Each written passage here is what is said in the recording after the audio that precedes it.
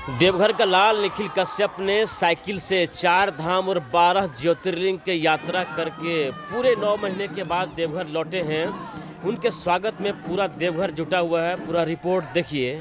जब आप डिमोटिवेट होते थे तो क्या लगता था कि यहीं पर यात्रा छोड़ छाड़ दें?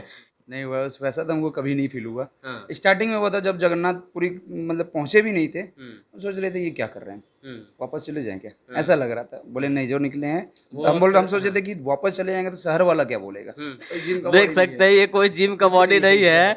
और देख सकते हैं ये पेट अंदर है और चेस्ट इस तरह से बाहर फेंका हुआ है। बाइसेप इतना जबरदस्त है और यहाँ पर टैटू टू महादेव तो के दोस्त हैं। महादेव के लिए ये सब महादेव का जो क्या कह सकते हैं, दिल में है, जिस्म में है, हर जगह महादेव हैं। टैटू इधर भी हाँ है लेकिन इसमें दिखा नहीं सकते। ये देख सकते हैं यह जो बॉडी है यह साइकिल चला के बना है।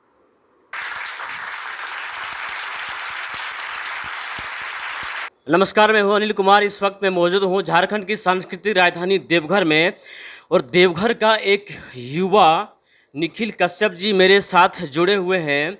निखिल कश्यप आज सिर्फ झारखंड के ही नहीं, लगभग देश के बड़े बड़े मीडिया चैनल्स में देखे जाने वाले एक ऐसा शख्स हैं जो कि इस उम्र में पूरे भारत के 4 धाम और 12 ज्योतिर्लिंग की यात्रा करके आए हुए हैं। ताजुब की बात यह है कि यह यात्रा देख सकते हैं, यह जो साइकिल है, इसी साइकिल से इन्होंने 4 धाम और 12 ज्योतिर्लिंग की यात्रा किए हुए हैं। पूरे झारखंड राज्य में एक चर्चा का विषय बना हुआ है। इन्हीं से जानने के लिए हम आए हुए हैं। सबसे पहले स्वागत है निखिल जी मेरे जनता प्लस पे। जय हो। निखिल जी, सबसे पहले आप बताइए कि यह जो यात्रा है ये कहाँ से शुरुआत हुई है? ये यात्रा शुरुआत हुई बाबा बैजनाथ धाम नगरी देवघर से। सबसे पहले हम यहाँ से निकल के गए मंदिर में दर्शन करके, फिर हम यहाँ से निकल गए बंगाल के रास्ते जगन्नाथपुरी। जगन्नाथपुरी में मैंने पहला धाम किया। जैसे कि 4 धाम आप लोगों ने सुना होगा, तो 4 धाम में आता है जगन्नाथपुरी, रामेश्वरम, द्वारिकाधीश और बद्रीनाथ धाम। तो पहला धाम मैंने जगन्नाथपुरी किया। फिर वहाँ से निकल के हम गए श्रीशैलम मल्लिकार्जुन, पहला ज्योतिर्लिंग तो बैजनाथ धाम ही था, वो सेकंड ज्योतिर्लिंग माने या पहला माने, फर्स्ट एंड लास्ट मेरा बैजनाथ धाम में हुआ। तो मल्लिकार्जुन से हम निकल के सीधे बेंगलोर निकल गए। वो कश्मीर टू कन्याकुमारी वाला हाईवे पकड़ के बेंगलोर निकल गए। बेंगलोर से हम मदुरई गए मीनाक्षी देवी का दर्शन करने। फिर वहाँ से हम रामेश्वरम गए। रामेश्वरम से फिर हम धनुषकोडी श्रीलंका बॉर्डर तक गए, जहाँ पे राम सेतु, रामायण में आप लोगों ने सुना होगा राम सेतु पुल, वहाँ पे हम दर्शन करने के लिए गए थे। फिर वहाँ से हम निकल के गए Kanyakumari, the last land of India. हाँ, कन्याकुमारी गए। कन्याकुमारी में कन्याकुमारी माता का दर्शन किए, मंदिर है वहाँ पे। फिर महात्मा गांधी म्यूजियम देखे। फिर वहाँ से हम केरला गए, त्रिवेंद्रपुरम केरला का कैपिटल, वहाँ विष्णु भगवान का दर्शन किए। फिर वहाँ एक 50 फीट का शिवलिंग है, उनका दर्शन किए। वहाँ से हम केरला घूमते घूमते अपना हम तमिलनाडु गए। तमिलनाडु में फिर हम गए सदगुरु श्री आदि योगी के यहाँ पे, जो स्टेचू आप लोग आजकल सोशल मीडिया पे देखे हो, सदगुरु आदि योगी का स्टेचू भोलेनाथ का। हाँ, शिवा फाउंडेशन। हाँ, शिवा फाउंडेशन, वहाँ पे हम गए, वहाँ घूमे फिरे। फिर वहाँ से हम निकल के गए हुबली होते हुए महाराष्ट्र इन कर गए, पुणे भीमाशंकर। हुगली यानी कर्नाटक वाला? हाँ, कर्नाटक वाला हुबली। फिर वहाँ से हम महाराष्ट्र इन कर गए भीमाशंकर। भीमाशंकर भी एक ज्योतिर्लिंग है, 12 ज्योतिर्लिंग में। फिर वहाँ से हम निकल गए शिरडी साईं बाबा। फिर हम गए गिरिशनेश्वर ज्योतिर्लिंग है कि अपने जो 12 ज्योतिर्लिंग है, वो 12 ज्योतिर्लिंग में 12वें नंबर पे अपना सबसे लास्ट में गिरिशनेश्वर का आता है। लेकिन अगर आप ऐसा करने जाओगे, सबसे पहले सौराष्ट्र सोमनाथ करोगे, फिर आप करोगे मल्लिकार्जुन, फिर आप करोगे ये महाकालेश्वर, फिर करोगे ओमकालेश्वर, ममलेश्वर, तो ऐसे करने से तो बहुत समय लग जाएगा। तो मुझे जैसे जैसे लाइन पे मिलते गया तो हम फिर वहाँ से गए 12वें नंबर ज्योतिर्लिंग गिरिशनेश्वर। फिर वहाँ से हम निकल गए मध्य प्रदेश, वो सीधे से औरंगाबाद से सीधे मध्य प्रदेश निकल गए। वहाँ पे हम इंदौर के रास्ते होते हुए हम महाकालेश्वर गए। फिर वापस आए हम वही रास्ते से इंदौर से फिर हम गए ओमकारेश्वर। वहाँ ओमकारेश्वर ममलेश्वर का दर्शन किए। वहाँ 2 ज्योतिर्लिंग है, ओमकारेश्वर ममलेश्वर, नदी के, नर्मदा नदी के उस पर और इस पर। दोनों ज्योतिर्लिंग का दर्शन करने पर ही आपको फल मिलेगा। फिर वहाँ से हम निकल के वापस आ गए महाराष्ट्र में हम गए त्र्यंबकेश्वर, नासिक डिस्ट्रिक्ट में। फिर नासिक से हम त्र्यंबकेश्वर से दर्शन करके गए हम मुंबई, क्योंकि हमको मुंबई भी मेरा शौक था कि साइकिल से, एक बार पहले भी बाइक से हम जा चुके हैं मुंबई, एवं सोचे चलो एक बार साइकिल से मुंबई घूम लेते हैं। ये एक बार बाइक से मुंबई गए हुए हैं और गरीबों का मसीहा सोनू सूद से भी मिले हैं और मुंबई में आप किन किन खास शख्स महान हस्तियों से मिलने के लिए गए थे? हम तो गए थे, जैसे कि मुंबई में गए थे सोनू सूद से मिलने के लिए। पहले हम गए थे भोलेनाथ का यहाँ की स्मृति उनको देने गिफ्ट करने गए थे, और उनको थैंक यू बोलने गए थे उस समय कि आपने कोरोना काल में बहुत ही ज़बरदस्त काम किया गरीबों के लिए, तो उनको हम स्पेशली थैंक यू बोलने के लिए गए थे। और फिर वापस अभी हम उनसे मिलने के गए थे, उनको इनवाइट किए कि कभी बाबा बैजनाथ धाम की नगरी आप पधारो। ठीक। फिर वहाँ से हम निकले, फिर वहाँ हिंदुस्तानी भाव से भी मेरी मुलाकात हुई थी। शायद आप लोग जान रहे होंगे हिंदुस्तानी भाव।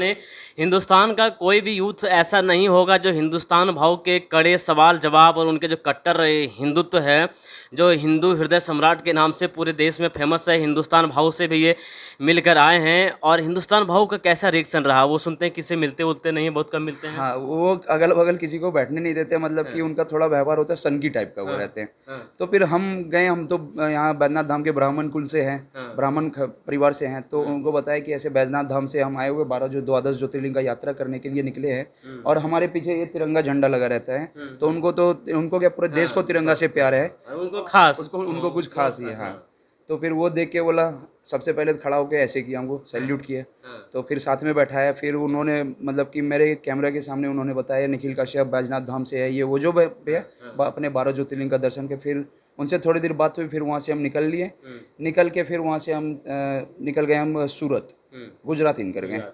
सूरत गुजरात इनका बड़ोदरा से फिर हम भावनगर चले गए। मतलब कि इंडिया का मैप देखोगे तो सूरत ये पार है, बीच में समुद्र है, फिर वो साइड है। आप ऐसे देख रहे हो, ये मतलब ये यहाँ से और हाँ, ऐसे हम ऐसे घूमे। ठीक है, तो हम भावनगर से फिर हम चले गए दीव में गंगेश्वर महादेव का दर्शन किए। 5 महादेव एक साथ में है, जो समुद्र का लहर आता है अभिषेक करके, अभिषेक वो समुद्र के पानी से अभिषेक करता है। वहाँ हम 2 बार गए, एक बार बाइक से भी गए थे जब सोनू सूद से मिला, और अभी भी गए। तो वहाँ पे जब महाभारत की लड़ाई हो रही थी तो 5 पांडवों ने मिलकर अपने कद के हिसाब से स्थापित किया था। तो सबसे बड़ा वहाँ एक शिवलिंग है जो भीम ने स्थापित किया, क्योंकि भीम तो कद में विशाल गए थे। वहाँ पे हम दर्शन करके फिर निकल गए वहाँ से 80 किलोमीटर सौराष्ट्र सोमनाथ, वहाँ दर्शन किए। सोमनाथ से फिर हम निकल गए पोरबंदर, वहाँ पे हम मिले रमेश भाई ओझा से, नाम सुने होंगे आप लोग। रमेश भाई ओझा है आस्था चैनल में गीता बजते, तो उनसे उनका गुरुकुल वगैरह वो जाने की, एक ब्राह्मण लड़का ऐसे ऐसे घूम रहा है, तो वो अपना आदमी को भेज के अपने गुरुकुल में रूम खुलवा के खाना पीना खिला के फिर उन्होंने मुझे सम्मानित किया वहाँ पे, सम्मानित और स्वागत किया वहाँ पे। फिर वहाँ पे हम क्या कहते हैं, ये महात्मा गांधी का जन्म वहीं पोरबंदर में हुआ था, फिर उनका म्यूजियम घूमे। फिर सुदामा मंदिर वहाँ पे है, कृष्ण भगवान के जो प्रेम मित्र थे। एक बात और हम कहना चाहेंगे, कृष्ण भगवान हुए यदुवंशी यदुकुल से, और सुदामा हुए ब्राह्मण परिवार से। आज फिर से एक यदुवंशी अनिल यादव और निखिल कश्यप एक बार फिर से मिले हुए हैं, और देख सकते हैं, कहता है कि इतिहास एक बार नहीं 1000 बार दोहराता है, एक बार पुनः इतिहास दोहरा रहा है। ये हमारे लिए एक सौभाग्य की बात है कि उस इतिहास को फिर से एक बार हम लोग क्या कह सकते हैं, पुनर्जागृत कर रहे हैं और दोहरा रहे हैं मित्रता के रूप में। और आशा करते हैं बाबा बैद्यनाथ के आशीर्वाद से हम लोग का आशीर्वाद, ये जो दोस्ती है ये लंबे समय तक चले, और आप सबका आशीर्वाद और चाहिए। अब बातें जो सो और बताइए इसके बाद। फिर वहाँ से मतलब कि जैसे आपने बताया कि सुदामा, चलो ठीक है, हम गरीब ब्राह्मण सुदामा, तो हम अपने घर से कृष्ण जी की नगरी द्वारिकाधीश पहुँचे। आपके घर पे पहुँचे हम।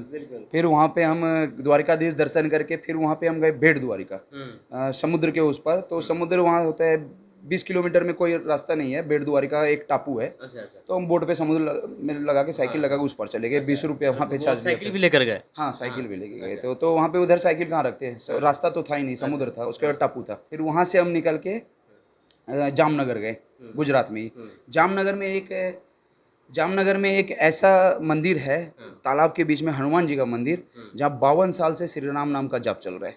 वो मतलब कि कोई बाजा ये चोंगा माइक नहीं लगा दिया, वो कोई आदमी बैठ के कर रहा है।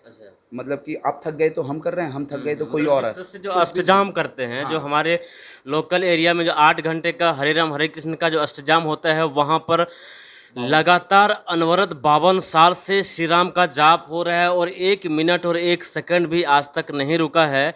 उस पवित्र स्थल को निखिल कश्यप जी ने देख कर के आए हैं अपने आँखों से, हम आप सिर्फ सुन रहे हैं। और ये वो सौभाग्यशाली इंसान हैं जो उस महान स्थल पर वो गए हैं और दर्शन करके आए हैं, और चर्चाएं होती रहेगी। और फिर वहाँ से जामनगर से हम गए चोटीला माता का दर्शन करने, 900 सीढ़ी ऊपर चढ़ के। अच्छा। वहाँ से एक माता जी, जैसे वैष्णो माता है तो वैसे ही गुजरात में एक चोटीला माता है। फिर वहाँ से हम निकल के गए, उस दिन का चोटीला माता से हम सुबह निकले, उस दिन का सबसे लंबा राइड था मेरा, 203 किलोमीटर 9 घंटे में। फिर वहाँ से हम गांधीनगर गुजरात का कैपिटल पहुँचे। फिर वहाँ से हम निकल के चले गए हिम्मतनगर, श्री नरेंद्र मोदी का घर होते हुए, देखते हुए अपना, उनके घर के तो आसपास किसी को जाने, मतलब दूर से ही देख लिए, फोटो वगैरह नहीं निकालने दिया। तो वहाँ से निकल गए, उनकी सिर्फ माता जी रहती है, वहाँ पे पुलिस फोर्स पूरा लगा हुआ रहता है। फिर वहाँ से हम निकल गए राजस्थान चले गए। राजस्थान में उदयपुर के बाईपास से, हम शहर के अंदर नहीं, बाईपास से निकल के हम चले गए पुष्कर, श्री ब्रह्मा जी का मंदिर। हमको शहर घूमने का कोई शौक नहीं था, हमको सिर्फ घूमने का शौक था कि जहाँ भगवान देवी देवता है जो रास्ते में हमको मिलते जा रहे सब। तो ब्रह्मा जी का मंदिर पूरा वर्ल्ड में एकमात्र आपका पुष्कर में है। हाँ, ब्रह्मा जी का मंदिर, वो वहाँ का होली कभी आप लोग जाके विजिट करो, बड़ा मजा आएगा। तो वहाँ पे हम दर्शन करके, और ऐसे देखो कि हम जब भी जहाँ जो मंदिर गए ना, हम खाली पाए, हमको समझ में ना, जब हम वहाँ से निकल गए उसके बाद फिर वहाँ पे भीड़ हुआ। ऐसा समझ सकते हैं कि ऐसा लग रहा होगा कि बाबा बैद्यनाथ धाम के धरती से चलकर आए हैं निखिल जी, इनका स्वागत के लिए सब खाली रहे हैं। ऐसा ही हो रहा था। फिर वहाँ से हम पुष्कर से निकल के हम जयपुर निकल गए, अजमेर के रास्ते। हाँ, पिंक सिटी, अजमेर के रास्ते। अजमेर में हम टायर चेंज करवाएं, फिर मुंबई में भी टायर चेंज कराए थे। तो अजमेर के रास्ते हम पिंक सिटी जयपुर निकल गए। जयपुर से फिर बाईपास होते होते हम दिल्ली निकल गए। दिल्ली से फिर हरिद्वार से फिर हम ऋषिकेश से फिर हम केदारनाथ धाम पे हम ये साइकिल को अपने कंधे पे उठा के मंदिर तक लेके गए 19 घंटे में। फिर वहाँ से वापस आए नीचे गौरीकुंड से फिर अपना साइकिल यात्रा, फिर बद्रीनाथ धाम। ये मेरा हो गया 4 धाम। एक बात जरा सा हम कहना चाहेंगे, केदारनाथ धाम का जो मंदिर है इतनी ऊंचाई पर है कि लोग खाली अपना शरीर को ले जा वहाँ पहुँचाने में काफ़ी असमर्थ होते हैं। कई लोग हेलीकॉप्टर से, चौफर से जाते हैं, कई लोग घोड़ा गाड़ी से जाते हैं, कई लोग वो पीठ पे क्या कहते हैं उसको, पिट्ठू से जाते हैं। लेकिन निखिल भाई ये जो साइकिल है, यूँ कह सकते हैं कि अपने जान से भी ज़्यादा ये प्यारा साइकिल अपने कंधे पर उठा करके 19 घंटा के अथक प्रयास से, आप फोटो भी देख सकते हैं, ये इनका फोटो चल रहा है, 19 घंटा के अथक प्रयास से इस साइकिल को केदारनाथ धाम मंदिर तक पहुंचाए हैं। जब हम लेके जा रहे थे तो लड़के सब देख रहे थे, भैया ये कहाँ से आए हो, ये सब 10 तरह के क्वेश्चन होते हैं, कहाँ से आ रहे हो, कहाँ जा रहे हो, ये वो फोटो खिंचाना है, ये वो, मतलब कि सब कोई सेल्फी ले रहा है, ये रह रहा है। उस वजह से मेरा 19 घंटा लगा। और हो सकता है, देखिए एक बात और है कि जब आपको कई लोग सेल्फी लेने लगे तो एक अंदर से हौसला जागता है कि नहीं, इस काम को करना है। ऐसा लगता है कि मैं सफल हो रहा हूँ, क्योंकि देखिए अगर आप खुद सेल्फी ले रहे हैं तो वो आप सफल नहीं है। उस सेल्फी को अगर 10 लोग आपके साथ सेल्फी ले रहे हैं तो कहीं न कहीं आप सफलता के रास्ते पर थोड़ा थोड़ा धीरे धीरे जा रहे हैं। फिर वहाँ से निकल के हम बद्रीनाथ धाम गए, और बद्रीनाथ धाम में माना पास, आप लोग नाम सुना होगा, चाइना बॉर्डर। तो वहाँ पे भी हम साइकिल उठा के पहाड़ के ऊपर में चढ़ गए। वहाँ पे द लास्ट लैंड, मतलब इंडिया का लास्ट प्लेस। माना पास, जहाँ पे लोग जाने से मतलब क्या करते हैं, अच्छे लोग थरथराते हैं, और वहाँ पर निखिल भाई वहाँ पर भी अपने साइकिल को नहीं छोड़े, कंधे पर उठा करके वहाँ तक भी साइकिल को चढ़ाए हैं। फिर आगे की यात्रा क्या हुई? वहाँ पे ऑक्सीजन का कमी था, वो भी सब भी झेले, वो सब कोई दिक्कत नहीं। फिर वहाँ थोड़ा देर बैठे, सरस्वती मैया का दर्शन किए, जहाँ से सरस्वती मैया का नदी निकला है, वहाँ पे हम दर्शन किए। फिर वहाँ से निकल के वापस हम उत्तराखंड का रास्ता, रुद्रप्रयाग, देवप्रयाग, विष्णुप्रयाग, जोशीमठ, ये सब होते हुए हम ऋषिकेश पहुँच गए। ऋषिकेश पहुँचे, ऋषिकेश से हरिद्वार पहुँचे, हरिद्वार में गंगा आरती देखे, फिर गंगा जी नहाए, जल भरे, फिर जल भर के हम सीधे निकल गए यूपी निकल गए। यूपी में कोई जगह का भूल गए, मुरादाबाद कुछ है। वैसे उसके पहले भी एक गांव था, भूल रहे वो नाम। वो रास्ते से यूपी होते हुए लखनऊ आ गए। लखनऊ से फिर हम चलाते चलाते हम बनारस पहुँचे। वाराणसी में काशी विश्वनाथ का दर्शन किए। फिर वहाँ से हम ये क्या कहते हैं, सासाराम वाला रोड पकड़ के, वो सासाराम, देहरी, ऑनसून, गया वाला होके, नालंदा होके, जमुई होते हुए हम झाझा निकल गए। झाझा से अपना फिर बैजनाथ धाम। ये रहा निखिल भाई का पूरा यात्रा का वृतांत, कहाँ से यात्रा शुरू हुई, कहाँ पे ख़त्म हुआ। बात अब ये होती है कि यह प्रेरणा कहाँ से मिली, कैसे शुरू हुआ? कोई मन्नत था, कोई गस्ती था, या फिर ये क्या था? नहीं, मन्नत तो कुछ नहीं था। बस एक होता है ना कि अचानक से हमको मन में क्या कि हम 17 सितंबर विश्वकर्मा पूजा का दिन होता है, हम बोले चलो यार कुछ नहीं तो साइकिल ही खरीद लेते हैं। और साइकिल जाके हम खरीद के ले आए। मम्मी लोग बोली कि साइकिल क्यों खरीदे। हम बोले कि मम्मी जाएंगे, हमको केदारनाथ जाने का मन है, बस केदारनाथ जाने का मन है। उस समय हमको केदारनाथ, जब हम यहाँ से घर से निकले, घर से हम यहाँ प्लान नहीं था कि हमको 12 ज्योतिर्लिंग पूरा घूमना है। हाँ, कोई प्लान नहीं था। बस हम यहाँ से गए बूढ़े बूढ़े से भिरकीबाद गए, जहाँ से 2 रास्ता कटता है, केदारनाथ के लिए, आंध्र प्रदेश के लिए हाईवे पे। तो हम मूड बना कि चलो भैया आंध्र प्रदेश निकल लेते हैं। और हम ना पैसा लेके निकले, ना कपड़ा लेके निकले, कुछ लेके नहीं निकले। मेरा साइकिल का स्टीयरिंग घूम गया आंध्र प्रदेश के साइड, मल्लिकार्जुन जगन्नाथपुरी के दिस। तो अपना सीधे उधर से हम निकल लिए, फिर 12 ज्योतिर्लिंग करके वापस आए। देख सकते हैं, एक बात है कि हिंदू धर्म में शुभ काम के लिए हर दिन शुभ है। निखिल जी कभी सोचे नहीं थे कि ऐसा हमको करना है। 17 सितंबर को जिस दिन विश्वकर्मा पूजा होता है, उस दिन यह साइकिल खरीदे और निकल गए। यूं कह सकते हैं कि 4 धाम और 12 ज्योतिर्लिंग के अंतर्गत पूरा देश इन्होंने घूमे हैं साइकिल से। अब बताइए निखिल जी, इतने लंबी यात्रा करने के बाद आप पुनः अपनी धरती देवघर के जो बाबा का धाम है यहाँ पर आए, अब कैसा फील हो रहा है? अब लोग क्या कहते हैं? अभी भी बाहर निकलते हैं तो तरह तरह के क्वेश्चन, अगला यात्रा क्या होने वाला है। तो भैया पहले थोड़ा दिन आराम तो कर लेने दो। लेकिन हम जब पहुंचे ना यहाँ पे, कल रात को हमको लग रहा था कि हम कहीं नाइट स्टे कर रहे हैं, फिर सुबह उठ के हम आगे बढ़े। हाँ, आगे आप बढ़ेंगे। मुसाफिर हैं। अब देखिए निखिल भाई जी को अपना घर भी एक क्या कह सकते हैं, नाइट स्टे जैसा लग रहा है कि रात भर ठहरना है, सुबह फिर मुसाफिर की तरह जैसो निकल जाना है। यह आदत सी बन गई है इनको जैसो घूमने का और बाबा का जो दर्शन करने का जो एक लत लगी है। अब ये लत, मेरा भी यही सवाल है कि अगला यात्रा अब आपका कहाँ होने वाला है? देखिए अभी तो फिलहाल सावन का मेला शुरू होने वाला है देवघर में। तो अभी सावन का मेला में तो कहीं नहीं जा सकते हैं। हो सकता है अगला यात्रा मेरा बाइक राइड हो लद्दाख के लिए। उसके बाद अगला यात्रा फिर इसी से हो कश्मीर टू कन्याकुमारी। अच्छा चलिए, अब जो है सो देश के युवाओं के लिए क्या कहना चाहेंगे जो पूजा पाठ या फिर आज के जो भाग दौड़ की दुनिया में है, मॉडर्न ज़माने में पूजा पाठ से लोग कतराते हैं, उसके लिए क्या आप कहना चाहेंगे? बहुत लोग कहते हैं कि हम महाकाल के भक्त हैं, बगल में शिव मंदिर तो जाते नहीं है और कहते हैं महाकाल के भक्त हैं। खैर उनकी सोच है अपनी। तो हम बोलना चाहेंगे कि इधर उधर जो आप लोग शाम को बैठते हो, तो आप लोगों ने भी देखा होगा कि 2 लड़का इधर बैठे, 4 लड़का उधर, 2 शाम को बैठ, चाहे जॉगिंग करो, चाहे एक साइकिल खरीद लो, शहर का 5 किलोमीटर ही चलाओ, शरीर देखो कितना फिट रहेगा और मन को कितना शांति मिलेगा। ये बात हम भी कहने वाले थे। ये देखिए कोई जिम का बॉडी नहीं है, देख सकते हैं, ये कोई जिम का बॉडी नहीं है। और देख सकते हैं ये पेट अंदर है और चेस्ट इस तरह से बाहर फेंका हुआ है, बाइसेप इतना ज़बरदस्त है। और यहाँ पर टैटू महादेव के हैं, ये सब महादेव का जो क्या कह सकते हैं, दिल में है, जिस्म में है, हर जगह महादेव हैं। हाँ ये देख सकते हैं, यह जो बॉडी है यह साइकिल चला के बना है। और साइकिल चलाना कितना बड़ा योगा है, कितना बड़ा एक्सरसाइज है जो करते हैं उसी को मालूम है। और यह साइकिल से पूरा देश घूमे हुए हैं। और ये जो आप गठीला शरीर देख रहे हैं, यह साइकिल और महादेव का कृपा है। आप बताइए निखिल जी, अपने परिवार और फैमिली का क्या रिएक्शन था उस समय और अभी क्या कहते हैं फैमिली वाले? अब तो कहते हैं कि कहीं नहीं जाने देंगे। क्या होगा, जो आदत सी बन गई वो अब कैसे वो होगा, धीरे धीरे समझाएंगे, फिर धीरे धीरे वो मेकअप हो जाएगा।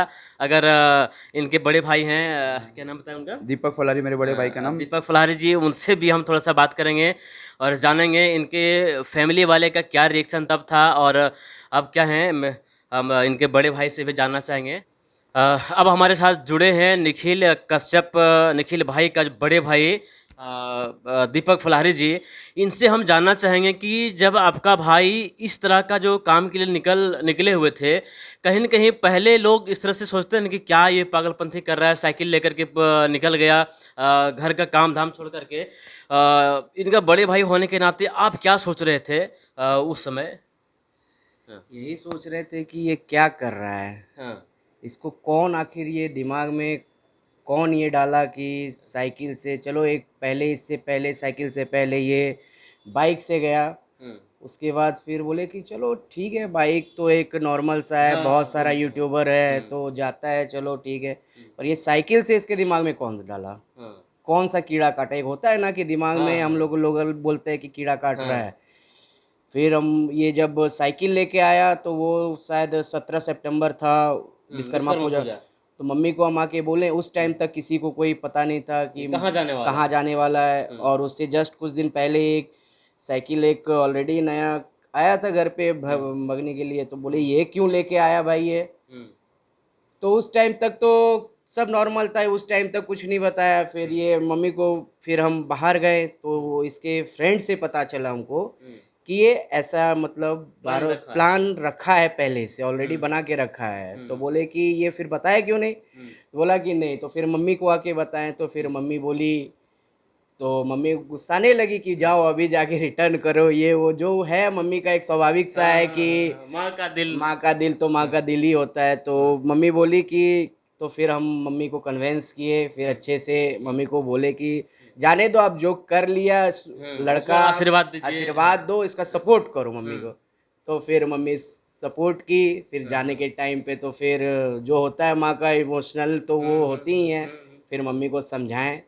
फिर हर दिन इससे बातचीत करते करते, हर दिन 2 बार 3 बार वीडियो कॉल, हर लोकेशन क्या है नहीं है सारा कुछ सेंड उंड करवाते थे इससे, लाइव लोकेशन। एक बात, जैसे एक परिवार होने के नाते, बड़े भाई होने के नाते, छोटे भाई के प्रति जो एक इमोशन और जो प्यार रहता है, कई बार मन में देखिए नेगेटिव सवाल भी उठा होगा कि आज के डेट में देखिए भ्रष्टाचार है, इतना आतंकवाद है, खासकर उस सब क्षेत्र में। कभी ऐसा लगा कि देखिए साइकिल चला रहे हैं, कहीं अनहोनी नहीं हो जाए, ऐसा? बिल्कुल, एक ऐसा मोमेंट था जब इससे वीडियो कॉल पे थे, तो शायद ये मल्लिका अर्जुन के आसपास, ये साउथ में ही कहीं जा रहा था। तो एक बाइक वाला इसके पीछे करीबन 1-2 किलोमीटर इसको फॉलो कर रहा था। तो ये वीडियो कॉल पे था और ये बताया कि देखो ना, ये जो है एक बाइक वाला जो है ये फॉलो कर रहा है कई किलोमीटर पीछे से। तो फिर इसको हम बोले कि आप, तुम जो है ऐसा करो, वेट, उसको रोको साइकिल को और उसको रोको और उसको बोलो कि क्यों कर रहे हो पीछा। फिर अचानक से कोई एमएलए या विधायक थे, वो साउथ के किस जगह के थे, उधर ही मल्लिका अर्जुन के साइड में कोई विधायक थे, तो वो आए तो फिर इसको सपोर्ट कर, तब तक वो वहाँ से निकल गया। तो भगवान का बरो एक समय लगा कि नहीं चलो कोई भगवान ही आके इसको, तब देख सकते हैं। हाँ, कहीं न कहीं इस यात्रा में कई उतार और कई चढ़ाव है, देख सकते हैं। और ख़ासकर जो अपने देश प्रदेश से निकल कर के बाहर जाते हैं, वहाँ का जो भेष भाषा, लैंग्वेज दिक्कतें होती है। ये यहाँ एक सवाल हम जानना चाहते हैं निखिल जी, जब आप बाहर प्रदेश में घूम रहे थे तो वहाँ भाषा का कितना दिक्कत हो रही हो, कि खासकर साउथ में, उधर कन्नड़ मलयालम वो अलबल बोलते हैं, इंग्लिश समझते हैं, हम लोग का भाषा समझते नहीं है, क्या दिक्कतें हो रही थी? हमारे नॉर्थ ईस्ट वाले को सोच है कि वो लोग इंग्लिश समझते हैं, वो लोग इंग्लिश भी नहीं समझते। वो लोगों को इंग्लिश भी नहीं पता है अच्छे से। कुछ पढ़े लिखे लोग हैं जो उनको इंग्लिश पढ़ा, बाकी बात जहाँ जहाँ हम रुके ना, किसी को भी इंग्लिश, बस लोकल ही रहे। तमिलनाडु में तमिल, आंध्र प्रदेश में तेलुगु, कर्नाटका में कन्नड़ और केरला में मलयालम। तो वहाँ कैसे मैनेज किए आप? बस दोस्त लोग था जो मतलब कि स्टूडेंट टाइप का सब्सक्राइबर लोग होते हैं, वो लोग से हिंदी में भी बात करते थे, वो लोग को फोन लगाते थे, भाई पूछो क्या बोल रहे हैं, ऐसे मैनेज करते थे। तो देख सकते हैं भाषा का बहुत सारी समस्याएं हुई, लेकिन क्या कहते हैं ना कि जो इस क्षेत्र में जा रहे हैं वो एक नहीं 1000 तरीके लगाने होंगे, कभी गूगल ट्रांसलेटर, कभी अपने आसपास साथियों से, कभी सब्सक्राइबर से मिलजुल करके। और अब बताइए दीपक जी, ये उतना लंबी यात्रा के बाद, 9 महीने की यात्रा के बाद जब पुनः वापस आए हैं, अब अपने आसपास के लोगों का क्या रिएक्शन है, अब क्या कहते हैं लोग? ये तो रिएक्शन तो जब ये यात्रा शुरू किया स्टार्टिंग में, बीच में जब ये जो 1-2 ज्योतिर्लिंग का दर्शन हो गया, तो आसपास के चर्चे से ही हम लोग को फिर लगने लगा कि नहीं चलो, अब ये ठीक है, सही रास्ते पर है। ये कुछ कर रहा है। हाँ। ये कुछ, जैसे भी कहीं भी जाते थे तो कोई बोलता था नेगेटिव, कोई बोलता था पॉजिटिव, तो हमको लगता था कि नेगेटिव को हटाओ, पॉजिटिव को लो। उससे फिर मम्मी को आके बताते थे कि मम्मी ऐसा ऐसा बोल रहा है, उसके प्राउड फील कर रहा है पूरा, तो माहौल इस तरह का हो रहा है। उससे हम लोग को फिर एनर्जेटिक आ जाता था कि फिर इसको और सपोर्ट करने लगे। फिर हम लोग जब ये उत्तराखंड पहुंचा, हरिद्वार, तो फिर हम लोग प्लान किए, मम्मी लोग के साथ फिर हम लोग उत्तराखंड गए, हरिद्वार में 10 दिन इसके साथ रहे, हम लोग घूमे फिरे, इसको फिर आशीर्वाद दिए, फिर वहाँ से फिर ये आगे की यात्रा शुरू हुई। फिर अहम सवाल है निखिल जी के लिए, आप बताइए, जब कोई नेगेटिव चीज़ें आप तक पहुंचता था, चाहे फ़ोन के माध्यम से, चाहे आपके साथ, ठीक है, चाहे कई बार साइकिल पंचर हो गया, फिर साइकिल ख़राब हो गया, जब आप डीमोटिवेट होते थे तो क्या लगता था कि यहीं पर यात्रा छोड़ छाड़ दें या फिर कैसे? नहीं हुआ वैसा तो हमको कभी नहीं फील हुआ। हाँ। स्टार्टिंग में हुआ था जब जगन्नाथपुरी मतलब पहुंचे भी नहीं थे, हम सोच रहे थे ये क्या कर रहे हैं, वापस चले जाएं क्या, ऐसा लग रहा था। बोले नहीं, जो निकले हैं हम सोच रहे थे कि वापस चले जाएंगे तो शहर वाला क्या बोलेगा। ये बात सही है। एक बात और है कि अगर आप ज़िंदगी में सफल होना चाहते हैं तो नींद और निंदा दोनों को त्यागना पड़ेगा। निखिल जी कई बार ऐसे बताएं कि जो कि रात के रात साइकिल चलाए हैं, क्योंकि इस धूप और गर्मी में दिन को साइकिल चलाना संभव नहीं हो रहा था। नींद त्याग करके और यहाँ से अपने देश प्रदेश से जो होने वाले निंदा है, नींद और निंदा दोनों त्याग करके आगे बढ़े हैं और आज इसके ही शहर नहीं, लगभग झारखंड के और भी बड़े बड़े मीडिया चैनल से इनको दिखा रहे हैं और देख रहे हैं। फिलहाल आप देख रहे थे झारखंड की सांस्कृतिक राजधानी देवघर बैजनाथ धाम के नाम से प्रसिद्ध है। यहाँ के युवा जो कि देश के तमाम युवाओं के लिए संदेश है। अगर आप कुछ करना चाहते हैं तो आपके अंदर एक जज्बा होनी चाहिए, जुनून होना चाहिए, हौसला होना चाहिए, बाकी आप ज़िंदगी में सफल ज़रूर होंगे। आप देख रहे थे जनता प्लस, मैं हूँ अनिल कुमार। इस वक्त मेरे साथ निखिल जी और उनके बड़े भाई दीपक फलाहारी जी जुड़े हुए थे। तब तक के लिए जय हिंद, जोहार झारखंड, हर हर महादेव।